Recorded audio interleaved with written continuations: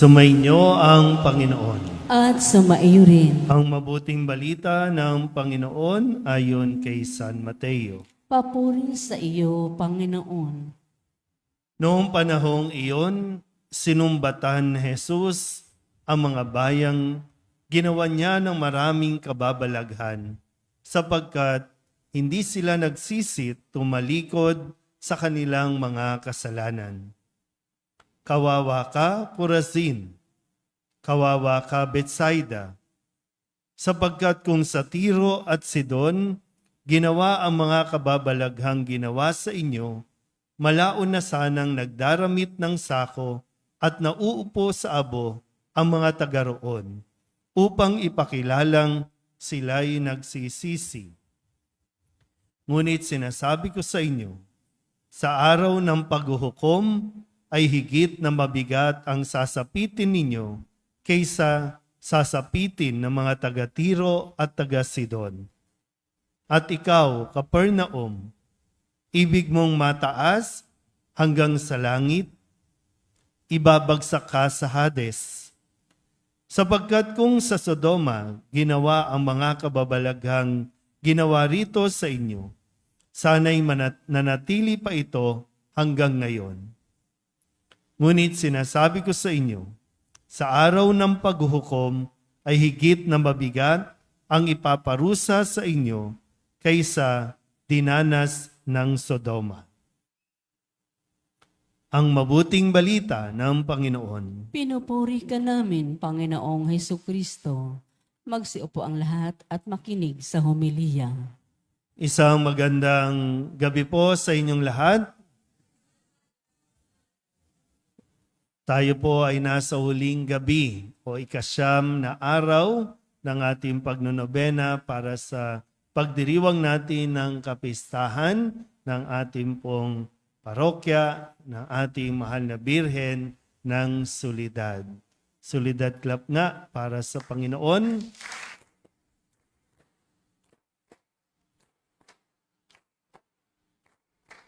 Mayroon bang nakakumpleto ng 9 na araw? Taas ang kamay. Kulang ng isa. O anong ginawa ng iba? Kasi di ba kaya tayo nagnunubina, kaya tayo nagsisimba at gusto natin makumpleto, unang-una siyempre bilang pagpapasalamat sa Panginoon, katuwang ang mahal na Birhen, na dinudulog natin ang ating mga panalangin at kahilingan at nagpapasalamat tayo sa Diyos. Sabihin nyo nga, salamat Panginoon. Napakarami ng biyaya ang ibinigay sa atin ng Panginoon. Nagpapasalamat tayo doon at nagpapasalamat na tayo ngayon pa lang sa lahat ng panalangin at mga kahilingan na idinadasal mo ngayong darating na kapistahan ng mahal na Birhen. Pero tingnan po muna natin, Sa unang pagbasa, narinig na natin ngayon ang simula ng kwento ni Moises. Sabihin nyo nga, Moises. Yan. So matapos, nabalikan natin ang kwento sa aklat ng Henesis sa loob ng mga araw na ito ng ating pagnonobena. Ngayon ay sinisimulan din natin ang aklat naman ng Exodus at ang buhay ng pagtawag ni Jesus kay Moises. At narinig natin dahil nung panahong iyon ay nagsisimula na ang pag-uusig, pagpapahirap ng Faraon, ng mga Ehipsyo sa mga Israelita at ipinapatay na ng Faraon ang lahat ng mga isinilang na mga sanggol o mga batang lalaki para hindi na daw dumami ang mga Israelita. Kung kaya't naisipan ng magulang ni Moises na siya ay ipaanod, inilagay sa isang basket at ipinaanod doon sa tubig at natuklasan ito ng prinsesa ng Ehipsyo o anak ng Faraon. At sinabi niya na Moises ang itatawag sa kanya dahil iniahon ito sa tubig. Kinuha sa tubig. So, mula sa kapahamakan, iniahon si Moises at inalagaan ito at naging katulad no, ng mga Ehipsyo sa mahabang panahon. So, naintindihan ba? So, kasi gusto kong pagnilayan natin itong pangalan ni Moises na kung saan ito nanggaling, iniahon, inialis. Yan. Ano pa bang ibang salita dyan? Tinulungan. Pero sige, stick tayo dun sa inialis o iniahon. Sabihin nyo nga sa katabi ninyo, iniangat ka na. So isang salita pa rin yun, no? Iniahon, inialis, iniangat. Yan. Mula doon sa tubig, iniangat. Para mas maging maayos ang pamumuhay, mailigtas siya sa kapahamakan. Sabihin nyo nga ulit sa katabi ninyo, iniangat ka na. Naintindihan ba? Inialis ka na ng Diyos. Tandaan mo yan, ha? Inialis ka na ng Diyos mula sa dati mong kalagayan, mula sa dati mong sitwasyon. Okay?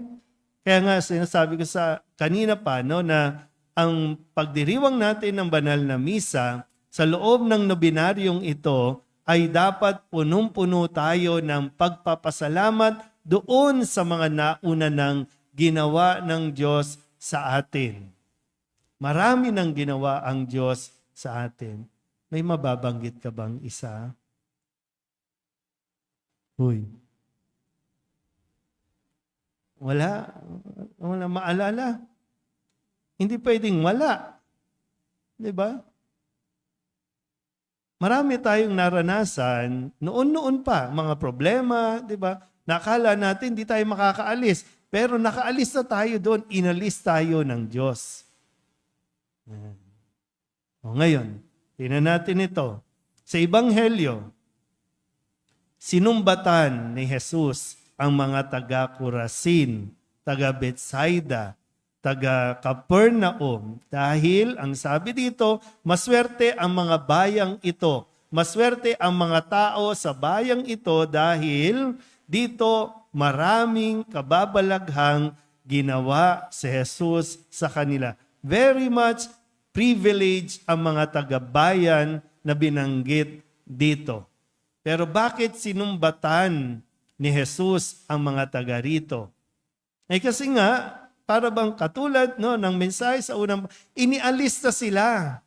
Iniangat na ang kanilang pamumuhay. Marami dito ang mga may sakit noon, pinagaling ni Jesus. Marami dito ang mga inaalihan ng demonyo, inilulugmok ng demonyo, pero ibinangon ulit ni Jesus. Meron din mga kwento na patay na, binuhay pa ni Jesus. Pero isinumbatan ni Jesus ang mga taga rito dahil sa kabila ng lahat ng kabutiang ginawa sa kanila, hindi sila nagsisi at tumalikod sa kasalanan. Yun lang naman yung hinihingi. Di ba? Na sana makita dapat ng mga taga rito, napakaswerte naman natin. Pero bakit walang pagsisisi na nangyari? Paalis na yung barko. Ikaw, nandyan ka pa rin. Di ba? So ngayon, sa tingin niyo ba, sa atin, ngayon, sa sitwasyon natin, ilang taon na ang parokya? 16. 16 years, no? Mula sa kapilya, mula sa hindi pinapansing kapilya, mula sa mga, no, na ang isip ng mga tao, ay, taga Solidad. Hindi nga kilala ang Solidad, di ba? Ay, mula taga Kamba, Divisoria, ang gulo-gulo kaya niyan. Halos walang pumunta dito dahil marami yung mga nagnanakaw. Pupunta ka lang, dudukutan ka pa. Na dating ang lugar na ito ay kilalang pugad ng adik.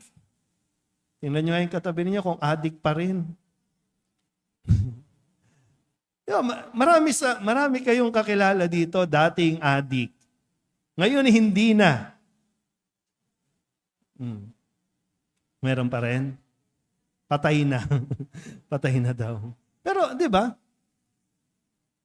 Pero sa tingin nyo ba, ang mensahe ng ating ebanghelyo ngayon, sa tingin nyo, susumbatan tayo ni Jesus?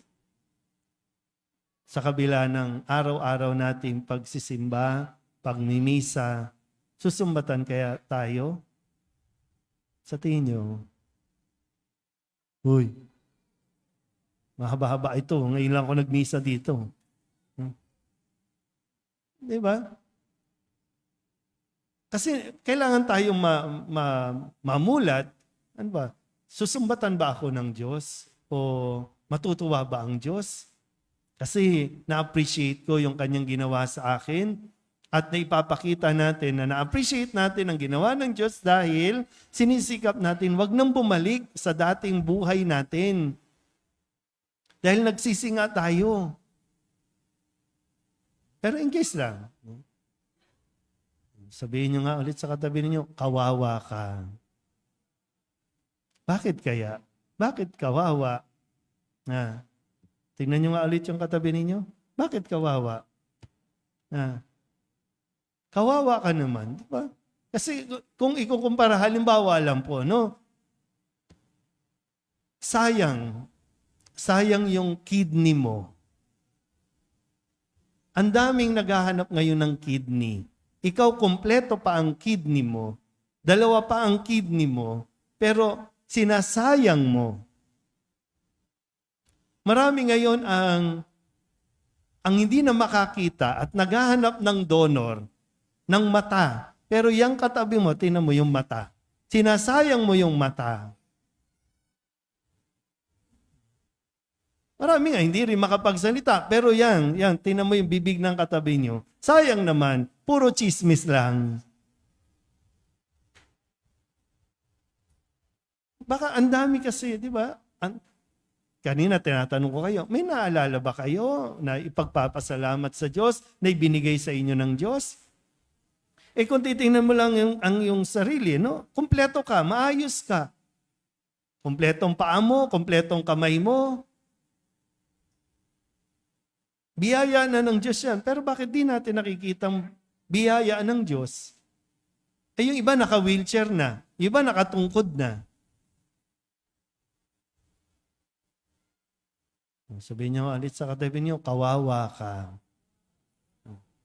Kung sa iba ibinigay yung 4-piece at ayuda na natanggap mo, kailan kayo huli tumanggap?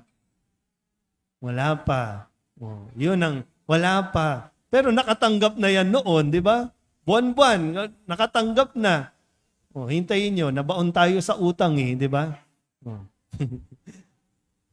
Pero, di ba? Anong ginamit nyo?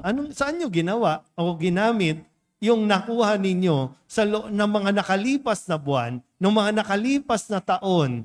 Kung sa iba yan ibinigay, baka umasenso na ang buhay. Kaya lang, pagkatanggap ng 4-piece, yan, inom, bili ng alak, sugal, tong eats, o kaya online gambling. Kakatanggap lang ng 4-piece, punta ng 7-Eleven, taya, maglo-load para makapag-online gambling.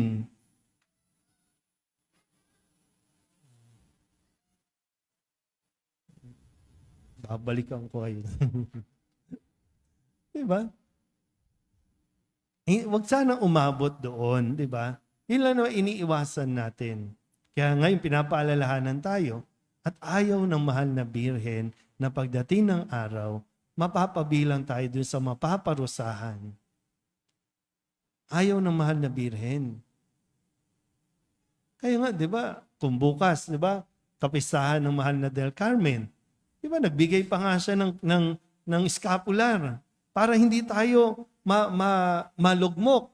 Kasi yung scapular na ibibigay o binigay niya para mag-ahon sa atin, sa ating pagkakalugmok, sa ating pagkakasala. Kaya lang tayo naman, pili tayo, balik ng balik doon. Pero buti na lang din, ang mahal na Birhen, balik din ang balik kung nasaan tayo para tulungan tayo. At mailapit tayo muli kay Kristo. Sabihin nyo nga ulit sa katabi ninyo, hindi ka kawawa. Tayo ay kinakaawaan dapat ng Diyos. Yun dapat ang ating marinig. Kinakaawaan tayo ng Diyos. Kaya sikapin natin, i-appreciate mo naman yung blessings. I-appreciate mo naman yung buhay ka pa. Kahit wala ka ng ngipin, buhay ka pa eh. Pero wag mong sayangin. 'Di ba? May taning na ang buhay, naghihintay na lang, ikaw masigla ka pa, malusog ka pa, wag mong sayangin.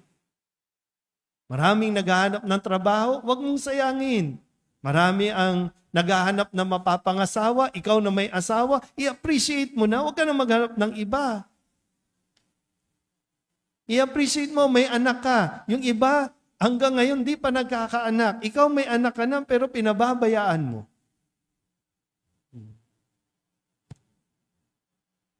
Muli huwag sanang maging kawawa, kundi ang marinig natin, sa tulong ang mahal na Birhen, tayo ay kinaawaan ng Diyos. Kapag kinaawaan tayo ng Diyos, sa langit tayo mapupunta. Sinong gustong pumunta sa langit? Lahat naman. Pero ayaw namang umalis sa mundong ito. Gustong pumunta sa langit, ayaw umalis sa mundong ito. Anong gagawin natin dyan? Pero nawa, sa tulong ng mahal na Birhen, na laging nagbababa ng eskapularyo, ng rosaryo, para may kapitan tayo paakyat sa kanyang anak. Amen?